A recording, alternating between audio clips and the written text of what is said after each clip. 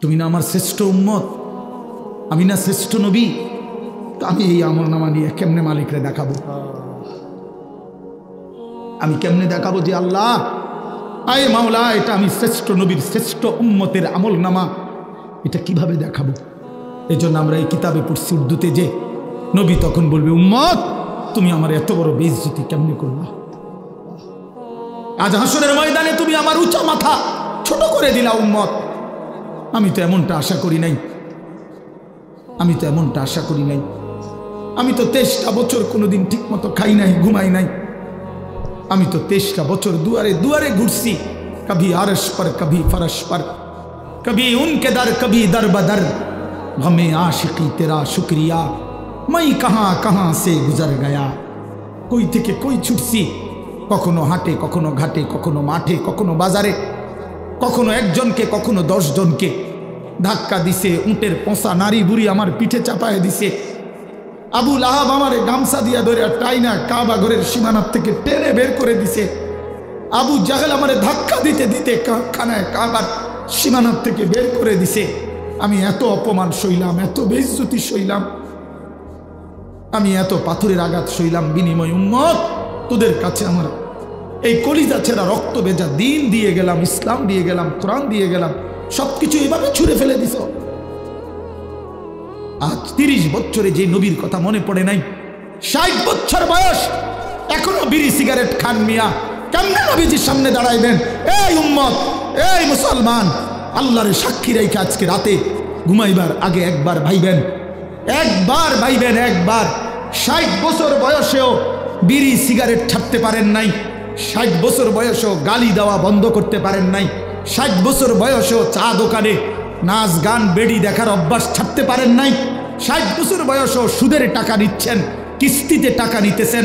আরে হারামখোর, কেমনে নবীর সামনে দাঁড়াইবা? কেমনে দাঁড়াইবা বাপ? ওই চাচা,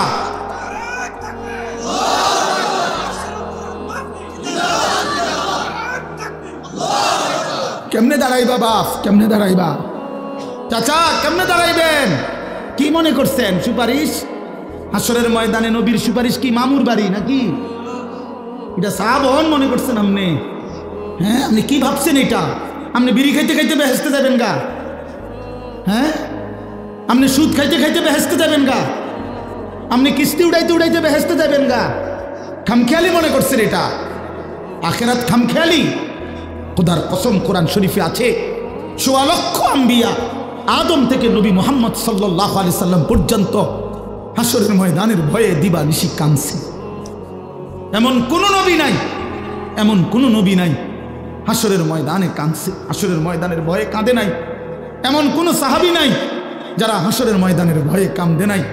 এমন কোন আউলিয়া নাই যারা হাসরের ময়দানের ভয়ে কাঁদে নাই। নাহলে আউলিয়া কেরাম কাঁদছে কি লেগে? বাতের লেগে, চিরা বই বনের লেগে কাঁদছে কিসের জন্য? আল্লাহ হাসরের ময়দানে মাফ করে দিয়েন, আখেরাতে মাফ করে দিয়েন, কবরের আযাব মাফ করে দিয়েন, এই জন্য কাঁদে নাই। তো ওনারা কাঁদলেন কেন? ওনারা কাঁদলেন কেন? 24 ঘন্টা নেক আমল করার পরেও 5 ওয়াক্ত নামাজ পড়লেন, হালাল হারাম বাইসা চললেন, বউ বাচ্চারে পর্দা পুশিদায় রাখলেন। এত কিছুর পরেও সমস্ত আম্বিয়া কেন কাঁদলেন? সমস্ত সাহাবা কেন কাঁদলেন?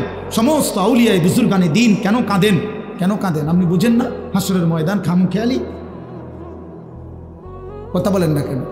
ওনারা কাঁদে আমল করার পরে আর এবড়া সাদওয়ানে বইয়া বইয়া গপ মারে, এবড়া লম্বা লম্বা কথা কয় সাদওয়ানে, অমুকের ইমান নাই, তমুকের আকিদা বালা নাই, অমুকের। আরে বাপরে, সাদওয়ানে বইয়া বিড়ি খাইতে খাইতে কয় ভালো মানুষ তো নাই করতে না, না চাচা ভালো মানুষ থাকবো করতে। ভালো মানুষের শেষ ব্যক্তি তো আমনি, পৃথিবীর সর্বশেষ ভালো ব্যক্তি তো আমনি। এই যে বিড়ি খাই না কাকু, আমনেই শেষ ভালো। এই আমনে আরি যে বেটার কাছে বিড়ির গন্ধে কাছে দাম যায় না, আমনে পৃথিবীর সর্বশেষ ভালো ব্যক্তি। কোনো কারণে পৃথিবীতে আমনে যদি মরে যান তো কিয়ামত সাথে সাথে ইসরাফিল ফুলিয়াল, কারণ এরপরে আর ভালো মানুষ আসবে করতে। এবারেই তো শেষ, এবারেই তো সাদওয়ানে বইয়ে সিদ্ধান্ত দিয়ে দিছে ভালো মানুষ তো নাই। টেলিভিশন চায়, টেলিভিশনের দিকে তাকায় তাকাইয়া কয় আস্তাগফিরুল্লাহ আস্তাগফিরুল্লাহ। কি তো কি শুরু হইলো দেশটার মধ্যে? আমি বলছি একদিন রে চাচা আপনি যেটি চাইতে আছেন এটি শুরু হয়েছে। কি শুরু হয়েছে মানে নাটক শুরু হয়েছে, সিনেমা শুরু হয়েছে, আর বেডির নাচ শুরু হয়েছে, আর কি তা এটা নিয়ে আস্তাগফিরুল্লাহ। টেলিভিশনের দিকে চাইয়া চাইয়া নিয়ে আস্তাগফিরুল্লাহ।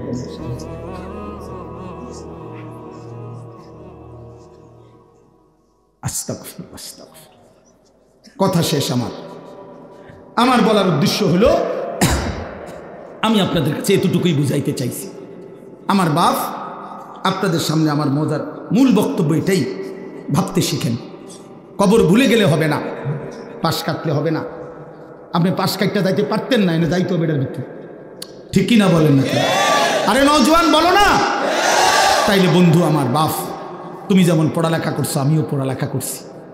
আমি জেনারেল লাইনেও পূর্ণ পড়ছি, মাদ্রাসার লাইনেও পুরো পড়ালেখা করছি। এই জন্য বন্ধু আমি সায়েন্স পড়ছি, আমি কুমিল্লা ভিক্টোরিয়া কলেজ থেকে মাস্টার্স পাস করছি, আমি বিজ্ঞান বিভাগ থেকে এসএসসি পাস করছি দাখিল। অতএব তুমি আমারে অনুরোধ করছি, নওজোয়ান তুমি ভুল করো না, তুমি ভুল করো না। শুধু বাত মাসের হিসাব মিলাইলে হতো না, শুধু একটা চাকরি, একটা ব্যবসা, একটা বিয়া, একটা বিল্ডিং, একটা বিদেশ, বন্ধু আমার একটা মোটর সাইকেল, এতটুকুর হিসাব মিলাইলে হবে না দোস্ত। আমরা মুসলমান, আমাদের আখেরাত আছে, আমাদের কবর আছে। আর আপনারা যারা বাবা আছেন, অভিভাবক, আপনাদের কাছে অনুরোধ, আপনি এই সংসারের দিকে তাকাইয়া দেখছেন, বিল্ডিং করছেন, সোফা বানাইছেন, খাট বানাইছেন, আমার বাপ এতটুকু হিসাব মিলাইয়া মুসলমান কবরে গেলে হবে না। আমার জিফুতের লেগে খাট সংসারে সব করে দিয়ে আইছি, কি করে দিয়ে আসছে? এই সোফা টোফা এডি 20 বছর পরে দেখবেন আপনি আইলে কিচ্ছু নাই। 20 বছরের মাথাত কবর থেকে আইসা যদি দেখেন আমনের বানানো ফার্নিচার, একটা বদনাও, একটা লোডা ঘরের মধ্যে নাই, সব ফালাই দিছে।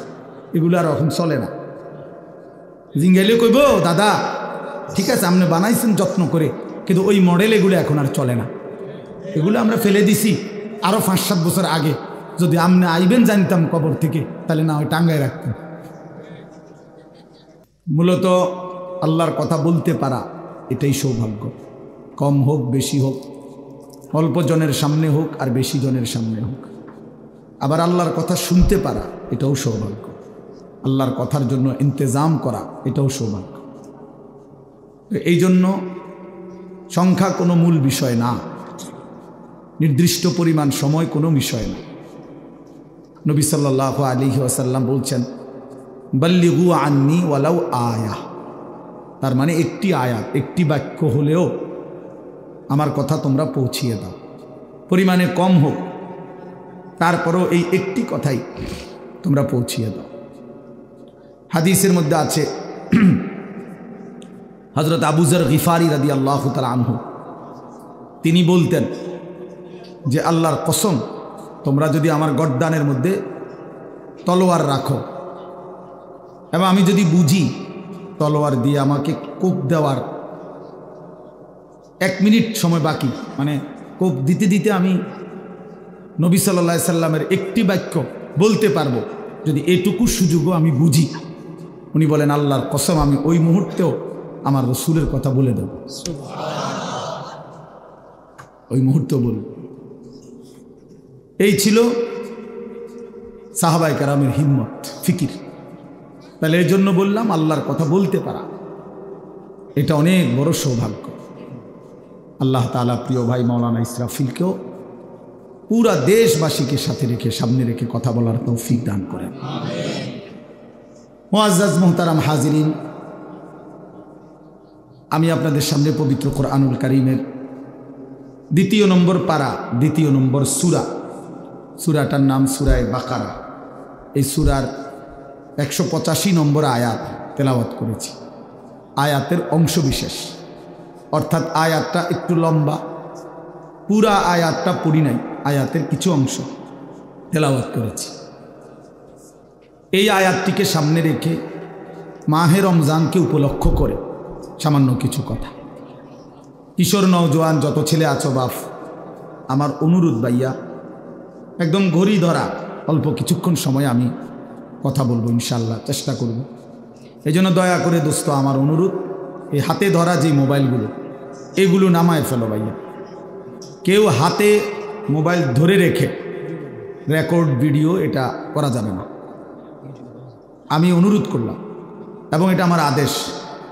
আমার এই কথাটা যদি কারো পছন্দ না হয় সে উঠে চলে গেলে ভালো, নাহলে আমি ধমক দেব। এরপরে লজ্জা পাইবা ভাইয়া, এরপরে তুমি উঠে যাইতে বাধ্য হইবা। এই জন্য দয়া করে হাতে ধরে মোবাইল যাদের এটা নামায়া ফেলো, বন্ধ করে ফেলো। কেন? প্রশ্ন হলো কেন? কারণ হলো, বাস্তবিক কথা হলো, সারাক্ষণ মোবাইল ধরে রাখলে দিল জমে না, মানে অন্তরের মধ্যে কথা পৌঁছে না। এমনিতে মোবাইলে ওঠে, ঠিক আছে, মোবাইলে জমা হয়। মোবাইলে তো আলহামদুলিল্লাহ প্রচুর ওয়াজ আছে, সব বক্তাদের। ও বক্তা ছাড়াও অনেক ব্যক্তিদের অনেক সুন্দর সুন্দর বিভিন্ন বিষয়ভিত্তিক আলোচনা, অনেক কিছু আছে, অভাব নেই। কিন্তু কথা হলো আমার দিলে কি আছে, আমার জিন্দিগির মধ্যে কি আছে, এটা দেখার বিষয়। এটা একটা গুরুত্বপূর্ণ বিষয়। এই জন্য এটা ইনসাফের সাথে ভাবা উচিত। তো এই জন্য আমার উদ্দেশ্য হলো যে আমি নিজের জন্যই শুনি। প্রত্যেকে যদি এটা ভাবি যে আমি আমার নিজের জন্য কিছু কথা শুনি, তাহলে বরকত হবে।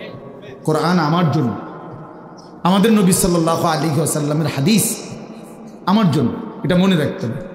আমাদেরও বলার দরকার নেই যে আমার জন্য, আমার কবর, আমার আখিরাত, আমার মিজান, আমার ফুলসিরাত, আমার হাসর, আমার মৃত্যু, আমার পরকাল। এই যে এই অনুভূতিটা এতটুকু যদি আমাদের দিলে ঢুকে, তাইলে আমাদের আখিরাত অনেক সুন্দর হবে, আমাদের জিন্দিগির ধারাটাই বদলে যাবে। আমি যদি এটা বুঝি, কবরও আমার, দুনিয়াও আমার, আখিরাতও আমার। আমার দুনিয়া আমি বাদ দিতে পারবো না, আমার আখিরাত আমি ভুলে যেতে পারবো না। তো বুদ্ধিমান তো সে দুইটাকে যে মিলায় নেয়। আমার দুনিয়ার প্রয়োজনও পূরণ হোক, আমার আখিরাতের নাজাতের ব্যবস্থাও হোক। আমার বউ বাচ্চার জন্য বাজার দরকার, ঠিক আছে, বাজারও করি। আমার জোহরের নামাজ ফরজ পড়া দরকার, তো সেটাও পড়ে ফেলি। আমার উপার্জন করা দরকার, নয়তো সংসার চলবে কেমনে, তো ঠিক আছে, আমি ব্যবসা উপার্জন হালাল পন্থায় চেষ্টা করি। আবার আখিরাতে বাঁচার জন্য হারাম থেকেও বেঁচে থাকি। এটা সম্ভব। একজন মানুষ যেহেতু দুনিয়াবি অসংখ্য কাজ করতে পারে, তাহলে আখিরাতের এই আমলগুলোও তার জন্য করা সম্ভব। কোরআনুল কারীমের মধ্যে আল্লাহ তাআলা বলেন, ফাআকিম ওয়াজহাকা লিদ-দীনি হানিফা ফিতরাতাল্লাহিল্লাতী ফাতারান নাসা আলাইহা লা তাবদীলা লিখালকিল্লাহ। আল্লাহ তাআলা বলেন, নিজেকে পুরা শতভাগ দ্বীনের উপরে ফিরায় রাখেন, অর্থাৎ 100 পূর্ণ দ্বীনের উপরে নিজের জিন্দিগি, নিজের চেহারা। আরে ভাই, তোমরা পিছনে তাকাচ্ছ কেন? এটা তারা তাদের কাজ করতেছে, তোমাকেও কাজ কি? বাবা কথা বলো না, চাটাই বিছাইতে গিয়ে কথা বলো না, একটা শব্দ করো, তাহলে তো তোমাদের আওয়াজের কারণে ওদের ধ্যান নষ্ট হয়ে যাবে। আওয়াজ ছাড়া খেদমত করো, কোনো শব্দ ছাড়া স্বেচ্ছাসেবক কাজ করো ভাই। তা এই জন্য বললাম যে দুনিয়া আমারই, আখিরাতও আমার, মিলায় নিলেই হয়, গুছায় নিলেই হয়। তো বলতেছিলাম, আল্লাহ তাআলা বলেন, আমি বান্দাকে আমাকে মানার শতভাগ যোগ্যতা দিয়েই আমি আল্লাহ তাআলা তাকে সৃষ্টি করেছি। সৃষ্টিগতভাবেই আমাদের দেহে আল্লাহর সমস্ত হুকুম মানার যোগ্যতা আছে, সমস্ত নিষেধ ছেড়ে দেওয়ার যোগ্যতা আছে। এমন কোনো শরীয়তের বিধান নাই যেটা পালন করার যোগ্যতা আমার মধ্যে নাই, অথচ আমাকে পালন করতে বলছে না, এমন হইতে পারে না। এমন হইলে এটা জুলুম। আমার কোমর বাঁকা হয় না, আমি রুকু দেব কিভাবে? আমি নিচের দিকে যাইতে পারি না, আমার হাঁটু ভাঙ্গে না, কোমরও বাঁকা হয় না, আমি সেজদা দেব কেমনে?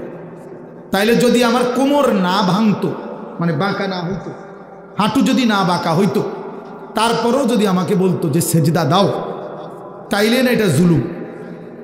কি বলেন? তাহলে এখন আমাদের কোমর কি বাঁকা হয়, হাঁটু কি বাঁকা হয়? তো তাইলে অসুবিধা কোথায়?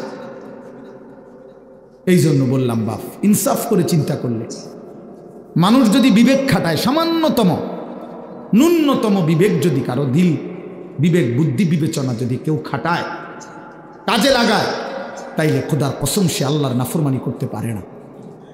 এই জন্য যত লোক নাফরমান পাপী ওরা মূলত বিবেকহীন, ওরা বিবেকহীন, ওরা বিবেক শূন্য, ওরা মূলত জন্তু জানোয়ারের জিন্দেগি যাপন করে। যে জীবন আল্লাহর আনুগত্য করে না, খোদার হুকুম মানে না, ওই জীবন জানোয়ারের জীবন। হ্যাঁ, ওইটাই সত্য, এটাই জিন্দেগি। যে জীবন মনের ইচ্ছা মতো চলে, যা মন চায় তা, এটা জানোয়ারের জীবন, এটা কুকুরের জীবন। হ্যাঁ, কোরআন শরীফে আছে, আল্লাহ তাআলা বলছেন ওয়াত্তাবা হাওয়াহু ফামাসালুহু কামাসালিল কালব। সূরা আরাফের মধ্যে আল্লাহ বলে মনের ইচ্ছা মতো যে চলে, আমার মনে যা চায় তা, কিসের নামাজ, কিসের আল্লাহ, কিসের রাসূল, কিসের কবর আখেরাত, হুজুরদের কথা বাদ দাও, এটা আমার মনে যা চায় তা, আমার যখন যাটা ভাল লাগে এটাই করব। মন চাইলে ঘুমাবো, মন চাইলে সজাগ থাকবো, মন চাইলে হাসে, মন চাইলে কাঁদে। এই যার যখন যা মন চায় তাই করে।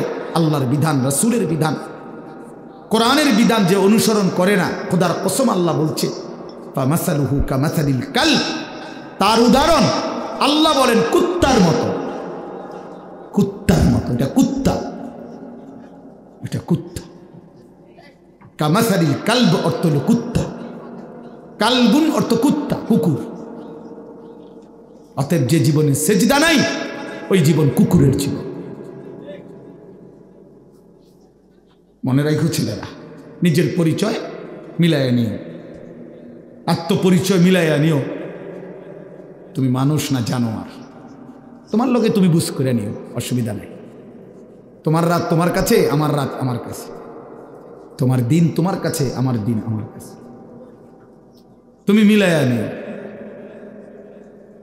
নিজের পরিচয় মিলাইয়া নেওয়া উচিত। আল্লাহ কোরআনে বলছে ফামাসালুহু কামাসালিল কালব, শাহওয়াত, মনের চাহিদা, কামনা, বাসনা, মনে যা চায় তাই যে করে, আল্লাহ বলেন এই জিন্দেগি কুকুরের জীবন। অতএব এরপরেও যদি কোনো লজ্জা কারো না হয় তো কি করার আছে? কিছুই করার নেই। কেউ যদি বলে যে মনে মনে যে আমার কুত্তা কক আর শুকর কক, আমার সমস্যা না, আমি বেডি সামুই, হ্যাঁ, আমি নারী দেখবই, ছবি দেখবই, নর্তকী দেখবই, উলঙ্গ ছবি দেখবই আমি। এরপর বিনিময়ে আপনি আমার কুকুর বলেন আর শুকর বলেন, এটা আমার দেখা না। আমার শাহওয়াত, আমার মনের চাহিদা, আমার যা ইচ্ছা আমি তাই করব, তো ঠিক আছে, কোনো অসুবিধা নেই। কারো জন্য কেউ আটকায় না, কারো জন্য কেউ থেমে থাকে না, কারো জন্য, কারো মৃত্যুতে পৃথিবী থামে না, কারো জন্মেও পৃথিবী আটকায় না, কোনো সমস্যা নাই। কিন্তু দোস্ত আমার, আমরা প্রত্যেকেই আলাদা আলাদা নিজ নিজ কবরে ফিরে যাব, এটা মনে রাখতে হবে। আলাদা আলাদা নিজ নিজ কবরে ফিরে যাব আমরা। কাজেই একাকী হতেই হবে, একদিন একাকী আল্লাহ তাআলার মুখোমুখি হইতে হবে। সেদিন টের পাবেন, সেদিন টের পাবেন। কোরআন শরীফে আছে আলহাকুমুত তাকাসুর হাত্তা যুরতুমুল মাকাবির কাল্লা সাউফা তা'লামুন। আল্লাহ বলে, বান্দা দুনিয়ার নেশায় আখিরাত ভুলে গেলা, তো মনে রেখো একদিন কবরস্থানেই পৌঁছবা, আর সেদিন আমি আল্লাহ তোমাকে জানাবো আমার প্রতিটা নাফরমানির শাস্তি কি। আমি জানাবো বান্দা, আমি দেখাবো তোমারে, তুমি দেখবা বান্দা, আমি তোমাকে দেখাবো, আমি তোমাকে বুঝাবো। এজন্য দোস্ত, নওজোয়ান, প্রিয় সাথী, এটা মনে রেখো বাপ, আত্ম উপলব্ধি, আত্মপরিচয়, আত্মসম্মান, আত্মমর্যাদা অনেক বড় সম্পদ। এটা বুঝা যে আমি কে আসলে। আমি একজন মুসলমান, আমার বাবা মুসলমান, আমার মা মুসলমান, আমার বংশ মুসলমান, আমার গোটা মহল্লা মুসলমান, আমি ইমানদারের সন্তান। অথচ আমি এক ওয়াক্ত নামাজ পড়ল না, 365 দিনে, খোদার এক বছরে কোনোদিন ফজরের নামাজ পড়ল না। এটা মুসলমানের বাচ্চা, এটা মানুষের বাচ্চা, এইটা জানোয়ার না তো জানোয়ারটা কেটা? এ জানোয়ার না তো জানোয়ার কে তাইলে? কে জানোয়ার তাইলে? এইটা অসভ্য না তো অসভ্যটা কে? এটা না তো কে অসভ্য? তাইলে আল্লাহ কাকে বলছে কুত্তার মতো? কাকে আল্লাহ বলছে ইনহুম ইল্লা কাল আনআম, আল্লাহ বলছে মনের ইচ্ছা মতো যে চলে তার পরিচয় আর কিছুই নয়, শুধুই জানোয়ার, আনআম, চতুষ্প জন্তু। কাকে বলছে বাবা?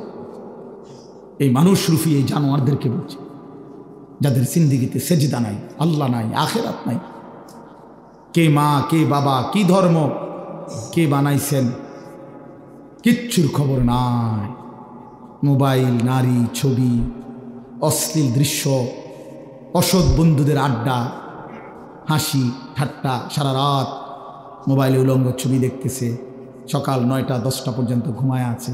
আহ, হায় হায় হায়, এটা বুঝি কোনো জিন্দিগি হইল বাপ? মানুষের জিন্দিগি তো এরকম হওয়ার কথা না।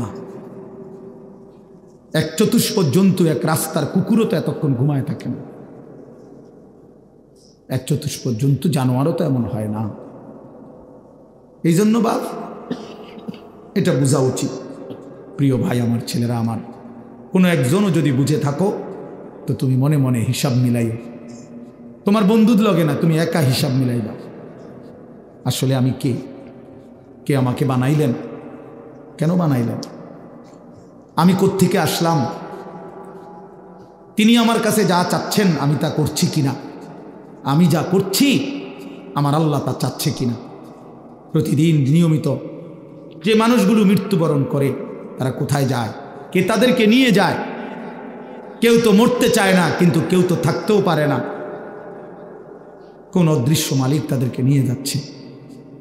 বন্ধু, এতটুকু বিবেক যদি না খাটাও, বাবাদেরকেও বলি আপনিও যদি না খাটান, আখিরাত যদি না মিলান, কেমনে কবরে যাইবেন বাপ? কেমনে যাইবেন? খাট পালং আর সোফা ফার্নিচার বানাইয়া হিসাব মিলাই এলেন, মানুষের দেখাইলেন খাট পালং সোফা, বিল্ডিং, দালান, টাইলস, জমি, গাড়ি। আহা বাবা, এগুলো কি মিলাইয়া গেলেন? এগুলো তো আপনার আগেও পৃথিবীতে ছিল, আপনার পরেও থাকবে এই পৃথিবীতে, কিন্তু আপনি কবরে কি নিয়ে যাচ্ছেন? আল্লাহ নবী সাল্লাল্লাহু আলাইহি ওয়াসাল্লাম বলছেন, ইয়াতবাউল মাইয়িতা সালাসাতুন, কোন মৃত ব্যক্তির সাথে, লাশের সাথে কবরস্থান পর্যন্ত 3 জিনিস যায়।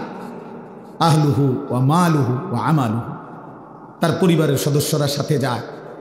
কিছু সম্পদ, মাল, এই যে লাশের একটা খাটিয়া, আগরবাতি, একটা কাপড় ইত্যাদি ইত্যাদি, ছোটোখাটো কিছু ঠুনকো মাল সামান্য, এগুলোও সাথে যায়।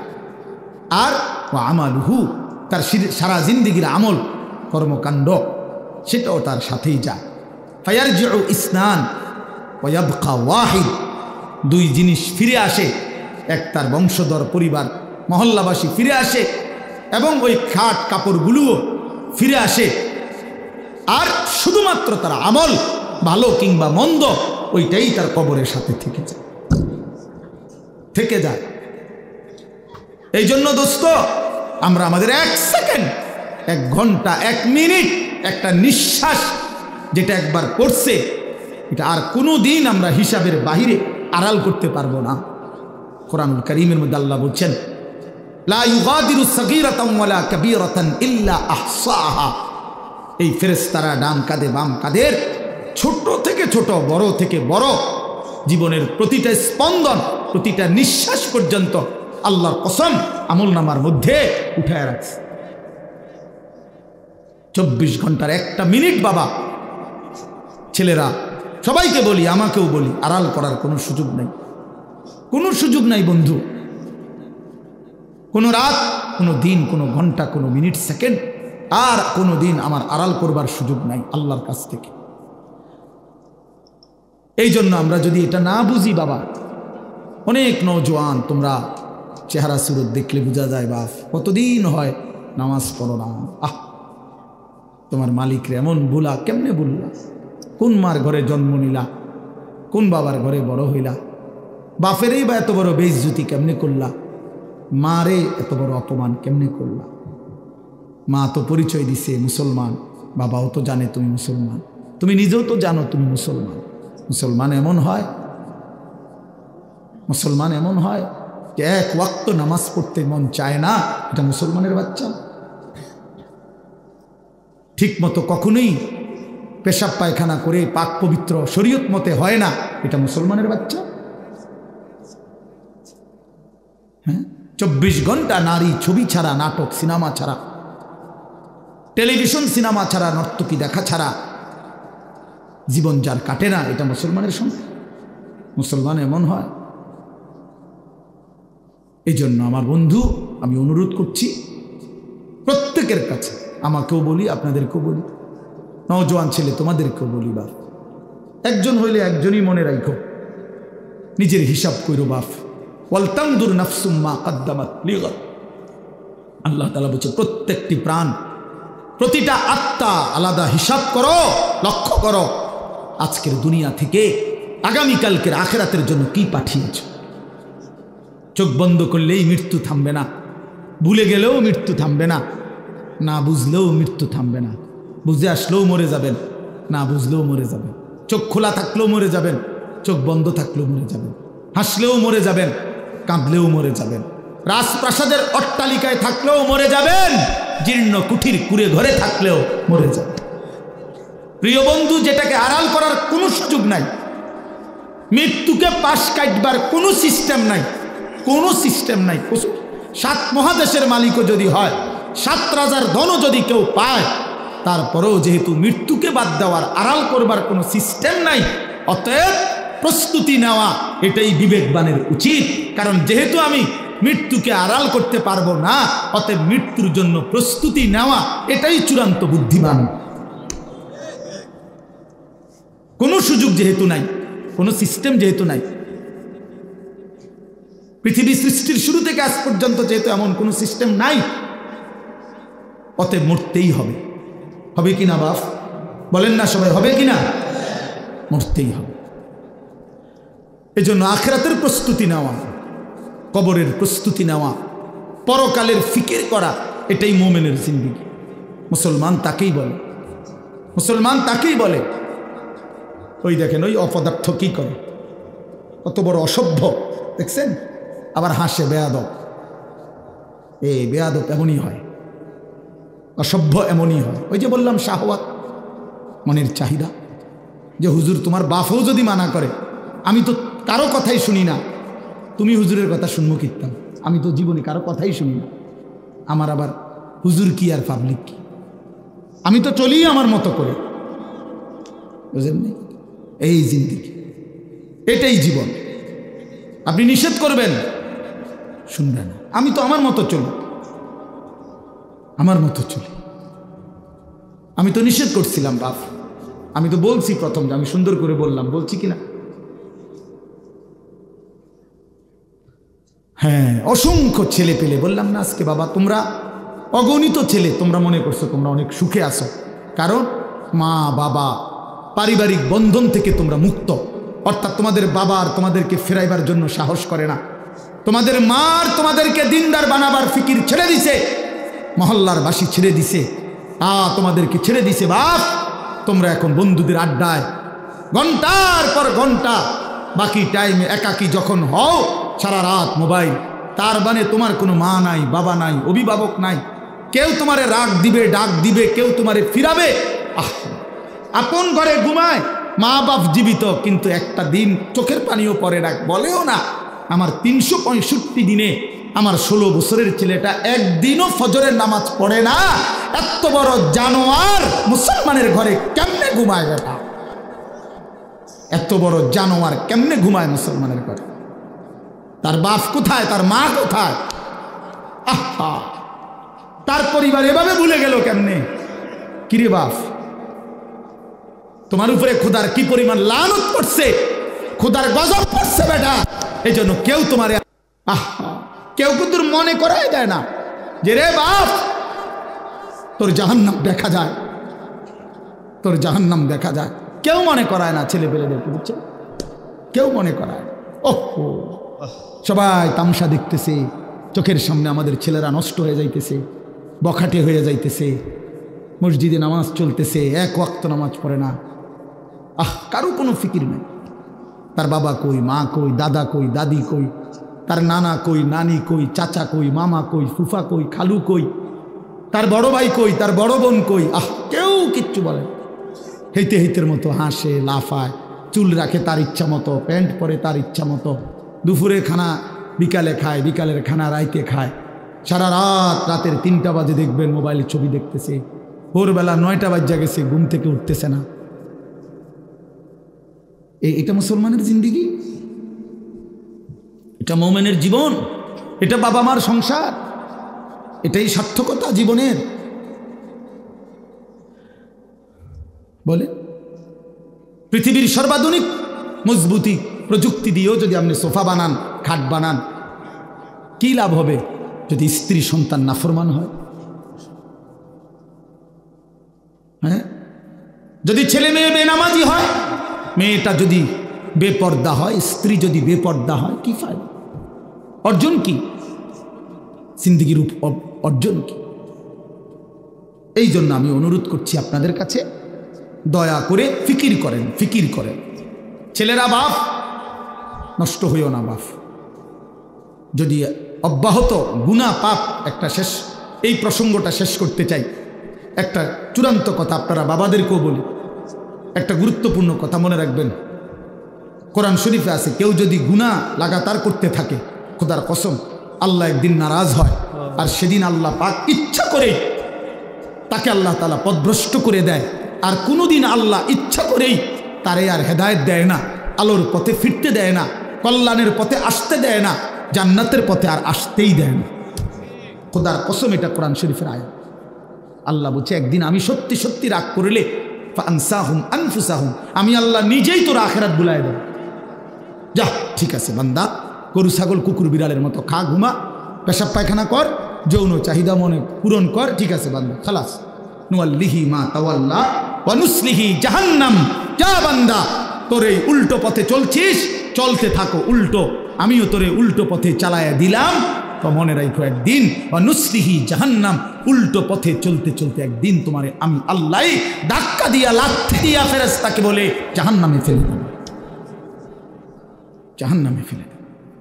হ্যাঁ, কোরআন শরীফে আছে, আল্লাহ বলবে হাসরের ময়দানে ফেরেশতাদেরকে, ফেরেশতারা আমার নাফরমান বান্দাদেরকে খুজুহু ফাগুল্লু, ওদেরকে ধর, এই ফেরেশতা ধরো, আর ফাগুল্লুহু, বেঈমান বান্দাগুলো নাফরমানগুলারে বাঁধো, টাইট করে বাঁধো। বাঁধার পরে বলবে সুম্মাল জাহিমা সাল্লু, এবার জাহান্নামের মধ্যে ছুঁড়ে মারো, একটা একটা লাথি দিবা, এক এক লাথিতে যেন গিয়ে জাহান্নামে পড়ে, দ্রাম করে মারো না, লাথি দাও। তুমি দেখো কোরআন শরীফ, কোরআন শরীফে আছে সূরা আল হাক্কা, এই সূরার মধ্যে সুম্মা ফি সিলসিলাতিন যারউহা ৭০ যিরাআন ফাসলুকুহ। ফেরেশতা যখন নাফরমানকে হাসরের ময়দানে বেঁধে জাহান্নামে লাথি দিয়া মেরে ফেলে দিবে, আল্লাহ তখন আবার বলবে জাহান্নামের ভিতরে ফেরেশতাদেরকে, আল্লাহ পুনরায় বলবে ফেরেশতারা আমার এই নাফরমান বান্দাকে জাহান্নামের ভিতরে ৭০ হাত লম্বা আগুনের শিকল দিয়া এবার আবার বাঁধো, আবার বাইদা ফাসলুকুহু, কুকুরের মতো, কুত্তার মতো পুরা জাহান্নামে তারে ঘুরাও, আর সবার সাথে পরিচয় করিয়ে দাও তার নাফরমানি পাপগুলো কি কি। খোদার কসম, এটা কোরআন শরীফের আয়াত। ফেরেশতা বলবে জাহান্নামী বাকিদেরকে, জাহান্নামীরা দেখো, এটা সেই বেঈমান যে জীবনভর চুরি করেছে, জিনা করেছে, মদ খেয়েছে, জুয়া খেলেছে, নারী ছাড়া, ছবি ছাড়া, জিনা ছাড়া, উলঙ্গ দৃশ্য ছাড়া, অসভ্যতা ছাড়া যার রাত কাটে নাই, এটা সেই জানোয়ার। ফাসলুকুহু অর্থ এটা আল্লাহ বলবে, বেটা আল্লাহ বলবে কুত্তার মতো তারে জাহান্নামে ঘুরাও, আর সবাইরে দেখাও, সবার সাথে পরিচয় করিয়ে দাও, তার পাপের কথা বলে দাও। নাউযুবিল্লাহ। কি বাপ, কি মনে করছো তোমরা? খামখেয়ালি না? খামখেয়ালি কি মনে করছো দোস্ত? জীবন মানে এখানেই শেষ? ইনহিয়া ইল্লা হায়াতুনাদ দুনিয়া। আল্লাহ কোরআনে বলছে, কাফের বেঈমানদের বক্তব্য হলো জীবন মানে শুধুই দুনিয়া, নামুতু ওয়া নাহইয়া, এখানেই মৃত্যু, এখানেই জীবন, ওমা নাহনু বিমাবউসিন। আল্লাহ বলে, আরে কাফেরেরা বলে আর কোনোদিন কোথাও উঠতে হবে না, হাসরের ময়দান হবে না, এটা তো কাফেরের কথা, বেঈমানের কথা, মুসলমান তো কথা ভাবতে পারে না, ভুলতে পারে না। ইমানদার না আমরা? তুমি না ভাইয়া মুসলমান, তো তুমি এক ওয়াক্ত নামাজ পড়ো না কেমনে বাপ? আল্লাহকে এমন ভোলা কেমনে ভুললা, আখেরাত এমন ভুলা কেমনে ভুলে গেলা। যেই বোন আজকে মা, যেই বিবি আজকে 20 বছর ধরে বেপর্দা, ওই বেপর্দা অসভ্য নারী, ওরে জিজ্ঞাসা করেন তুমি না মুসলিম নারী মা, এই বোন তুমি না মুসলমান বোন, তুমি আল্লাহকে এইভাবে ভুলে গেলা কেন? মুসলমানের জন্য বেপর্দা হওয়া না হারাম? কথা বলেন না কেন? তো তুমি ভুলে গেলা কেন? কেমনে ভুলে গেলা? এই জন্য আমি অনুরোধ করছি আমরা প্রত্যেকেই ফিকির করেন, ইনসাফের সাথে ভাবে। ছেলেরা বাপ, আমি সত্য কথা বলছি, আমি জানি আমি অনেক সত্য করেই বললাম বাবা, আমি তোমার পরিবর্তন চাই, আমি তোমার জিন্দেগির সৌন্দর্য চাই। কিশোর নওজোয়ান, তোমরা যদি চরিত্রহীন হও, তোমরাই যদি নারীর আসক্ত হও, মদ জুয়ার আসক্ত হও, তোমরাই যদি এক ওয়াক্ত নামাজ পড়তে মন না চায়, প্রিয় নওজোয়ান, আগামীর ইসলামের জন্য লড়বে কে? বলো বাপ, কালেমার জন্য লড়বে কে? ইসলামের জন্য জীবন বাজি রাখবে কে? তাই আমার নবী সাল্লাল্লাহু আলাইহি সাল্লামের সেই দাঁত ভাঙ্গা ইসলাম, তায়েফের রক্ত মাখা ইসলাম আমরাই আমাদের হাতে ফেলে দিলাম, আমরাই ছুড়ে দিলাম। আমাদের নবীকে আমরা বলে দিলাম আপনার তায়েফের রক্ত আমরা ভুলে গেছি, আপনার উহুদের দান দান শহীদ করা রক্ত আমরা ভুলে গেছি, আপনার সেই পেটে পাথর বাঁধা ক্ষুধার কষ্ট আমরা ভুলে গেছি। আমরা আপনাকে চাই না, আমরা ইহুদি খ্রিস্টান বেঈমান ফুটবল ক্রিকেটের খেলোয়াড় কিংবা মোবাইলের কোনো নারী নর্তকী তাকে নিয়েই আমরা পড়ে আছি। আহা আহা, আল্লাহ নবী সাল্লাল্লাহু আলাইহি ওয়াসাল্লামের কাছে কিন্তু উম্মতের আমল শোনানো হয়। মদিনার রওজা পাকে নবী সাল্লাল্লাহু আলাইহি ওয়াসাল্লাম তো হায়াতুন নবী, তিনি তো জীবিত, জানেন না এটা? কথা বলেন না কেন? তিনি তো কি হায়াতুন নবী, তিনি তো জীবিত, সেখানে সশরীরে জীবিত, সশরীরে জীবিত। আমি তো রওজা পাকের সামনে যখন প্রথম গেছি জীবনে 2015 সালে, অনেকক্ষণ দাঁড়াইছিলাম আর এই তাকায়া অনেকক্ষণ পরে বলছি যে আপনি এখানে?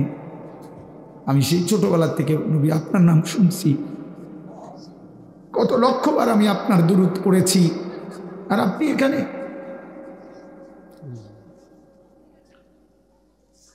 তো আল্লাহ নবী সাল্লাল্লাহু আলাইহি সাল্লামের কাছে উম্মতের আমল নামা শোনানো হয়, ফেরেশতারা শোনায়। আপনার উম্মতের আনিস আজ 1 সপ্তাহ যাবতই করেছে। নবী সাল্লাল্লাহু আলাইহি সাল্লামের উপরে কেউ যখন দুরূদ শরীফ পড়ে, আল্লাহ নবী সাল্লাল্লাহু আলাইহি সাল্লাম বলেন সঙ্গে সঙ্গে ফেরেশতা ওই ব্যক্তির নাম এবং বাবার নাম সহ আমি রাসূলের সামনে পেশ করি, বিইসমিহি ওয়া বিইসমি আবিহি। ওই ব্যক্তির নামও বলে, তার বাবার নামও বলে, নবী সাল্লাল্লাহু আলাইহি সাল্লামের সামনে শোনানো হয়। তা আচ্ছা, মনে করেন আমার এই বন্ধু, ওনার নাম হলো হাফিজ মাওলানা আবু হানিফ ভাই। এখন কেউ মনে করেন আমার কাছে ওনার নাম খুব বলে আইসা আইসা, তো কোনো একদিন যদি 6 মাস পরেও 6 বছর পরেও উনি যদি আমার সামনে আইসা বলে যে হুজুর আমার নাম আবু হানিফ, তখন আমি কি বলবো? আরে আপনি না, আপনার কথা আমি কত শুনছি, অনেকেই আপনার কথা বলে, বারবার বলছে। খোদার কসম, যেই উম্মত রাসূলুল্লাহ সাল্লাল্লাহু আলাইহি সাল্লামের সুন্নাতকে অনুসরণ করেছে, দুরূদ শরীফ পড়েছে, নবীজি সাল্লাল্লাহু আলাইহি সাল্লামকে অনুসরণ করেছে, তো তার নাম তো নবী সাল্লাল্লাহু আলাইহি সাল্লামের সামনে বারবার উচ্চারণ হয়েছে। হাসরের ময়দানে সেই উম্মত গিয়ে যখন নিজের আমল নামা নিয়ে বলবে ইয়া রাসূলুল্লাহ আমি আনিসুর রহমান, আল্লাহ নবী বলেন ও আচ্ছা তুমি, তোমার নাম তো ফেরেশতারা আমার কাছে প্রায়ই বলতো, আমি অনেক শুনছি তোমার নাম, আমি তোমার নাম অনেক শুনছি, আমি তো শুনছি তোমার নাম, তুমি সেটা। এই জন্য বন্ধু আমার, দোস্ত আমার, হাসরের ময়দানে তো রাসূলুল্লাহ সাল্লাল্লাহু আলাইহি ওয়াসাল্লামের সামনে আমল নামা দিতে হবে। সুপারিশ করবে না উনি? তো আপনি আমল নামা কাগজপত্র দিতেন না? কথা কয় না? সুপারিশের কোনো নিয়ম কানুন নাই? কথা বলেন না কেন? কোনো নিয়ম কানুন আছে কি না? তো আপনি আপনার ফাইল দিবেন না? ফাইল না দিলে সুপারিশ করবো কি? তা আপনি যখন নিজের আমল নামা দিবেন, আল্লাহ নবী সাল্লাল্লাহু আলাইহি সাল্লামের হাতে, আমার বাপ, আমার নওজোয়ান, নবী যখন চোখ বিলায় দেখবে 30 বছর সুদের লেনদেন, 30 বছর টানা মিথ্যাই বলেছে, 30 বছর ধরে প্রতিদিন গালিয়ে দিছে, 30 বছর ধরে তার স্ত্রী বেপর্দা, 30 বছর ধরে প্রতিদিন ঘরে রঙিন টেলিভিশনে নাচ গান সিনেমা নাটক নর্তকীর ছবি চলছে, 365 দিনের এক একটা বছরে কোনোদিন ফজরের নামাজ পড়ে নাই। এগুলো কি আমল নামার মধ্যে লেখা থাকবে না? কথা বলেন না কেন? আল্লাহর কসম নবীজি, আমরা উর্দু কিতাবে পড়ছি, নবী তখন এরকম আমল নামা উম্মতের দেখে খোদার কসম নবীজি হাসরের ময়দানে চোখের পানি ফেলে দিবে, কাঁদবে। আর আল্লাহর নবী বলবে, উম্মত আমি সেই নবী, 23টা বছর যে আমি তোদের জন্য কেঁদেছিলাম, এশার নামাজের পরে দাঁড়াইছি ফজরের আজান পর্যন্ত এক দাঁড়ানোতে চোখের পানি ফেলছি, আর তোদের জন্য আমি আল্লাহর কাছে গুনাহ মাফ চাইছি। আমার হাত্তা তাওয়াররামাত কাদামাহু, আম্মা জান আয়েশা বলে অসংখ্য রাত নবীজি কাঁদতে কাঁদতে দাঁড়িয়ে থাকতে থাকতে আমি আয়েশা দেখছি নবীজির 2টা পা মোবারক ফুলে ফুলে গেছে। আমি এত কাঁদলাম, তাইলে উম্মত কার জন্য? আমার তায়েফের রক্তে সারা দেহ রক্তাক্ত হয়ে আমার পায়ের জুতা আর পা রক্তে জমাট বাইধা গেছে। আমার জুতা আমি খুলতে পারতেছিলাম না, আমি ক্ষুধার কষ্টে পেটে 2টা পাথর বাঁধছিলাম। আমি উহুদের দান শহীদ করা রক্তে উহুদের জমিনে আমি পড়েছিলাম। আমার ঘরের চুলায় 3 মাস আগুন জ্বলে নাই। দোস্ত আমার, বন্ধু আমার, নবী জিজ্ঞেস করে, উম্মত এত রক্ত, এত চোখের পানি, এত ক্ষুধার কষ্টের আমার 23 বছরের বিনিময়ে এই আমল নামা, এই আমল নামা? তুমি না আমার শ্রেষ্ঠ উম্মত, আমি না শ্রেষ্ঠ নবী? তো আমি এই আমল নামা নিয়ে কেমনে মালিকরে দেখাবো? আমি কেমনে দেখাবো যে আল্লাহ আয় মাওলা, এটা আমি শ্রেষ্ঠ নবীর শ্রেষ্ঠ উম্মতের আমল নামা, এটা কিভাবে দেখাবো? এই জন্য আমরা এই কিতাবে পড়ছি উর্দুতে যে নবী তখন বলবে, উম্মত তুমি আমার এত বড় বেইজ্জতি কেমনে করলা? আজ হাসরের ময়দানে তুমি আমার উঁচা মাথা ছোট করে দিলা উম্মত। আমি তো এমনটা আশা করি নাই, আমি তো এমনটা আশা করি নাই। আমি তো 23টা বছর কোনোদিন ঠিক মতো খাই নাই, ঘুমাই নাই। আমি তো 23টা বছর দুয়ারে দুয়ারে ঘুরছি, কभी আরশ पर कभी फरश पर, कभी उनके दर कभी दर बदर, गमे आशिकी तेरा शुक्रिया मैं कहाँ कहाँ से गुजर गया। কই থেকে কই ছুটছি, কখনো হাটে, কখনো ঘাটে, কখনো মাঠে, কখনো বাজারে, কখনো একজনকে, কখনো 10 জনকে ধাক্কা দিছে। উটের পোঁসা নারী বুড়ি আমার পিঠে চাপায় দিছে। আবু লাহাব আমারে গামছা দিয়া ধরে টাইনা কাবা ঘরের সীমানার থেকে টেনে বের করে দিছে। আবু জাহেল আমারে ধাক্কা দিতে দিতে খানায় কাবার সীমানার থেকে বের করে দিছে। আমি এত অপমান সইলাম, এত বেইজ্জতি সইলাম, আমি এত পাথরের আঘাত সইলাম, বিনিময় উম্মত তোদের কাছে আমার এই কলিজা ছেঁড়া রক্ত ভেজা দিন দিয়ে গেলাম, ইসলাম দিয়ে গেলাম, কোরআন দিয়ে গেলাম, সবকিছু এভাবে ছুঁড়ে ফেলে দিছ। আজ 30 বছরে যে নবীর কথা মনে পড়ে নাই, 60 বছর বয়স এখনো বিড়ি সিগারেট খান মিয়া, কেমনে নবীজির সামনে দাঁড়াইবেন?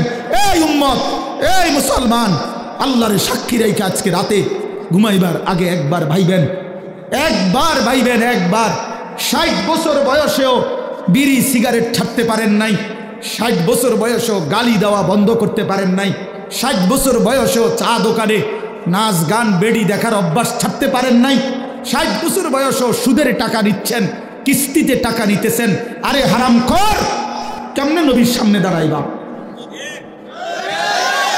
কেমনে দাঁড়াইবা বাপ? ওই চাচা,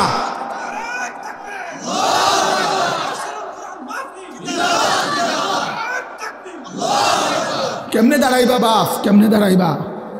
চাচা কেমনে দাঁড়াইবেন? কি মনে করছেন সুপারিশ? হাসরের ময়দানে নবীর সুপারিশ কি মামুর বাড়ি নাকি? এটা সাহাবন মনে করছেন আপনি? হ্যাঁ, আপনি কি ভাবছেন এটা? আপনি বিড়ি খাইতে খাইতে বেহেশতে যাবেন গা? হ্যাঁ, আপনি সুদ খাইতে খাইতে বেহেশতে যাবেন গা? আপনি কিস্তি উড়াইতে উড়াইতে বেহেশতে যাবেন গা? খামখেয়ালি মনে করছেন এটা? আখেরাত খামখেয়ালি? খোদার কসম, কোরআন শরীফে আছে ১৪ লক্ষ আম্বিয়া আদম থেকে নবী মুহাম্মদ সাল্লাল্লাহু আলাইহি সাল্লাম পর্যন্ত হাসরের ময়দানের ভয়ে দিবা নিশি কাঁদছে। এমন কোন নবী নাই, এমন কোন নবী নাই হাসরের ময়দানে কাঁদছে, হাসরের ময়দানের ভয়ে কাঁদে নাই। এমন কোন সাহাবী নাই যারা হাসরের ময়দানের ভয়ে কাঁদে নাই। এমন কোনো আউলিয়া নাই যারা হাসরের ময়দানের ভয়ে কাঁদে নাই। নাহলে আউলিয়া কেরাম কাঁদছে কি লেগে? বাতের লেগে, চিরা বই বনের লেগে কাঁদছে কিসের জন্য? আল্লাহ হাসরের ময়দানে মাফ করে দিয়েন, আখেরাতে মাফ করে দিয়েন, কবরের আযাব মাফ করে দিয়েন, এই জন্য কাঁদে নাই। তো ওনারা কাঁদলেন কেন? ওনারা কাঁদলেন কেন? 24 ঘন্টা নেক আমল করার পরেও 5 ওয়াক্ত নামাজ পড়লেন, হালাল হারাম বাইসা চললেন, বউ বাচ্চারে পর্দা পুশিদায় রাখলেন। এত কিছুর পরেও সমস্ত আম্বিয়া কেন কাঁদলেন? সমস্ত সাহাবা কেন কাঁদলেন? সমস্ত আউলিয়ায়ে বুজুর্গানে দ্বীন কেন কাঁদেন? কেন কাঁদেন আপনি বুঝেন না? হাসরের ময়দান খামখেয়ালি কথা বলেন না কেন? ওনারা কাঁদে আমল করার পরে আর এবড়া সাদওয়ানে বইয়া বইয়া গপ মারে, এবড়া লম্বা লম্বা কথা কয় সাদওয়ানে, অমুকের ইমান নাই, তমুকের আকিদা বালা নাই, অমুকের। আরে বাপরে, সাদওয়ানে বইয়া বিড়ি খাইতে খাইতে কয় ভালো মানুষ তো নাই করতে না না চাচা, ভালো মানুষ থাকবো করতে। ভালো মানুষের শেষ ব্যক্তি তো আমনি, পৃথিবীর সর্বশেষ ভালো ব্যক্তি তো আমনি। এই যে বিড়ি খাই না কাকু, আমনেই শেষ ভালো। এই আমনে আরি যে বেটার কাছে বিড়ির গন্ধে কাছে দাম যায় না, আমনে পৃথিবীর সর্বশেষ ভালো ব্যক্তি। কোনো কারণে পৃথিবীতে আমনে যদি মরে যান তো কিয়ামত সাথে সাথে ইসরাফিল ফুদিয়াল, কারণ এরপরে আর ভালো মানুষ আসবে করতে। এবারেই তো শেষ, এবারেই তো সাদওয়ানে বইয়ে সিদ্ধান্ত দিয়ে দিছে ভালো মানুষ তো নাই করতে। টেলিভিশন চায়, টেলিভিশনের দিকে তাকায় তাকাইয়া কয় আস্তাগফিরুল্লাহ আস্তাগফিরুল্লাহ। কি তো কি শুরু হইলো দেশটার মধ্যে? আমি বলছি একদিন রে চাচা আপনি যেটি চাইতে আছেন এটি শুরু হয়েছে। কি শুরু হয়েছে মানে? নাটক শুরু হয়েছে, সিনেমা শুরু হয়েছে, আর বেডির নাচ শুরু হয়েছে, আর কি তা এটা নিয়ে আস্তাগফিরুল্লাহ। টেলিভিশনের দিকে চাইয়া চাইয়া নিয়ে আস্তাগফিরুল্লাহ।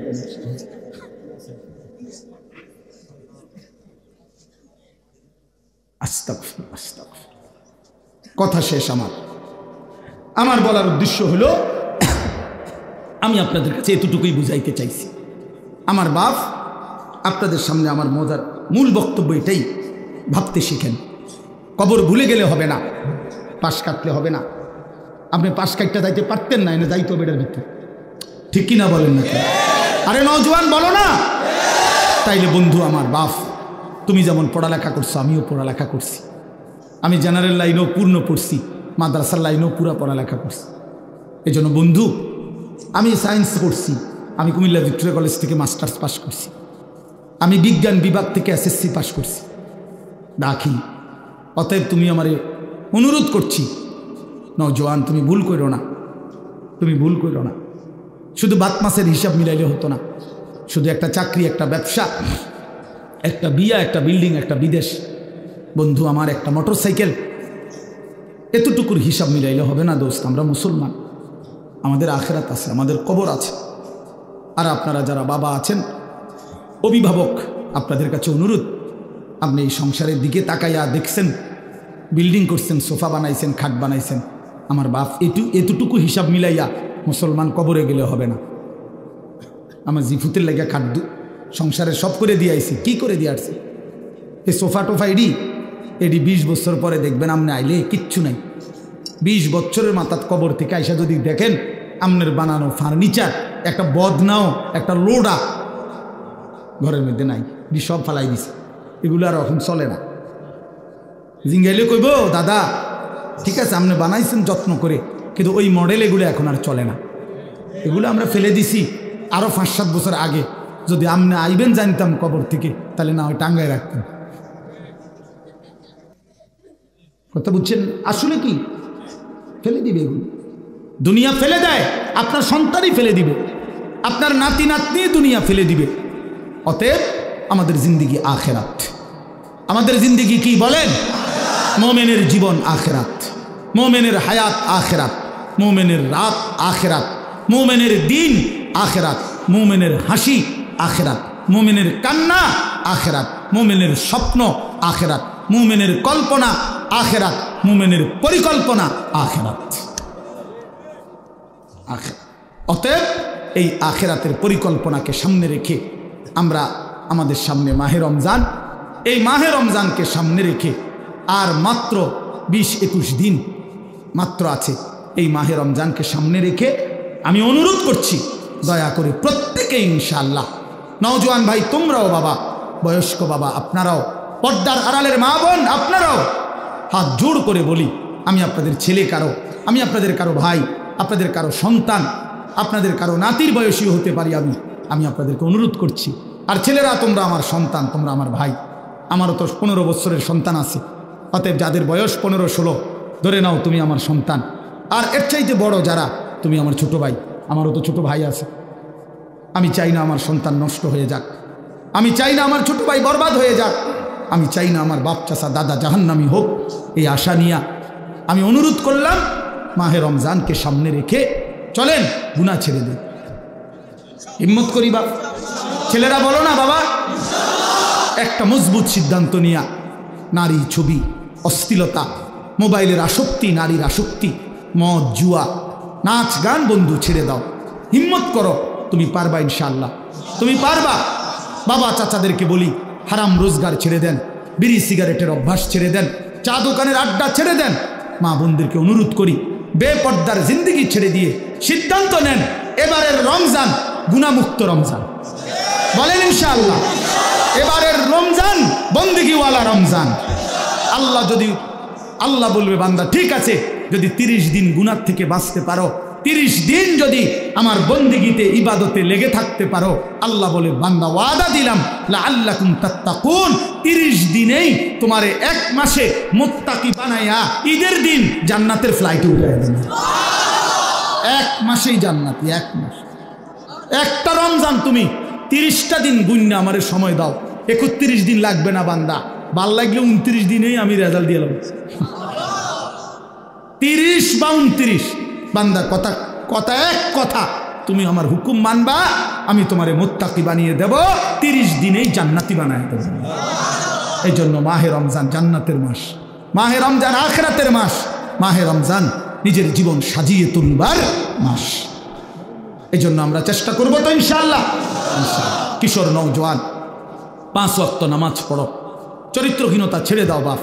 আমি অনুরোধ করছি, তোমরা যারা নওজোয়ান 30 বছরের নিচে, তোমরা যারা নওজোয়ান, আমার শেষ অনুরোধ, তোমরা যারা 30 বছরের নিচে তোমাদের বয়স, তোমরা যদি হিম্মত করো, তোমরা যদি ফজরের নামাজ সহ 5 ওয়াক্ত নামাজ পড়ো, ইনশাআল্লাহ আমরা আশা করি আগামীর ইসলামের পতাকা তোমাদের হাতে উঠবে ইনশাআল্লাহ, সারা পৃথিবীতে কালেমার পতাকা উঠবে ইনশাআল্লাহ।